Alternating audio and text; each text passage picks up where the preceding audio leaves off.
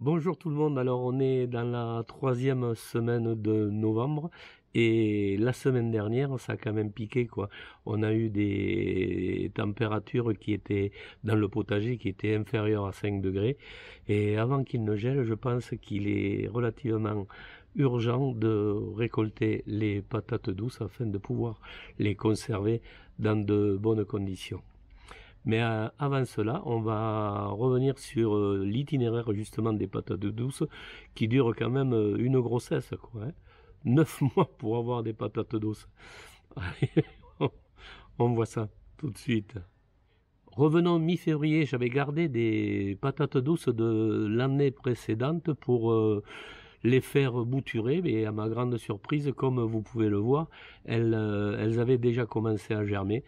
Et j'étais très satisfait de ce fait-là. Et donc, je les avais mis en terre dans un bac pour les faire bouturer, quoi.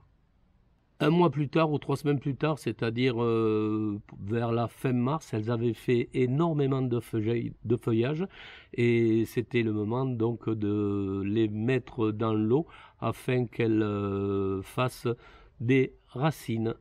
Mi-avril, je les avais mis en godet de 10 dans du terreau afin qu'elles s'enracinent correctement dans des pots avant de les mettre en terre mi-mai, quoi. Et enfin, je les avais plantés dans mes grands pots fin mai.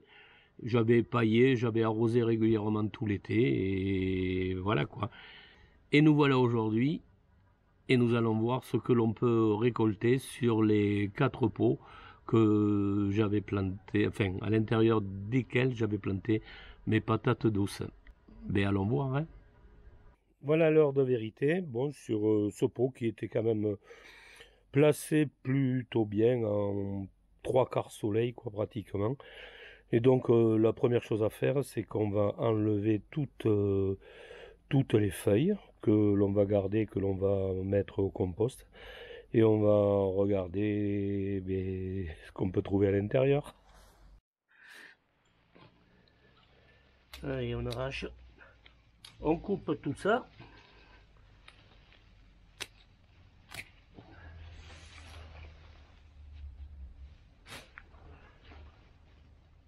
On voit déjà qu'il y en a ici en superficie, donc on va voir si c'est qu'en superficie ou s'il y en a partout. D'abord, je vais enlever le paillage, puis on va voir tout ça là. Voilà, le paillage est enlevé. Je vais essayer d'enlever l'Oya. Voilà. Pas d'Oya là maintenant. Essayons de voir ce que l'on peut trouver là. Alors, voilà, j'ai carrément renversé le pot comme ça. Je trouve que c'est plus commode à trouver. Bon, mais il y en a quelques-unes quand même.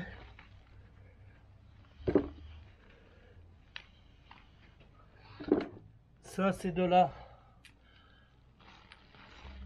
patate douce blanche. Bon, ben voilà.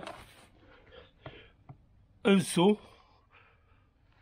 Moitié plein. Je sais pas combien il y en a. On va peser tout ça et puis nettoyer, peser. On verra ça après.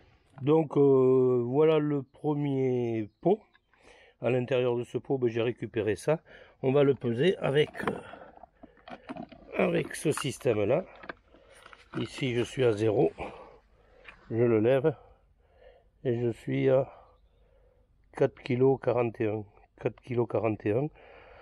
Et le seau pèse, il pèse 700 grammes, donc 4,4 kg moins 700 grammes, et bien ça fait 3,7 kg quoi à peu près, 3,74 kg quoi. Pour ce premier pot, on va voir, on va passer aux autres. Voilà le deuxième pot à côté de réservoir à eau là. Il y a beaucoup moins de feuilles, mais bon, des patates douces, je pense qu'il y en a également. Mais je vais faire le même principe que l'autre. Je vais le vider sur une bâche, comme ça je ferai attention à pas esquinter les patates douces qu'il peut y avoir à l'intérieur, si tant est qu'il y en ait quoi. Bon, dans le deuxième pot ici, il y en a moins, mais elles sont plus conséquentes.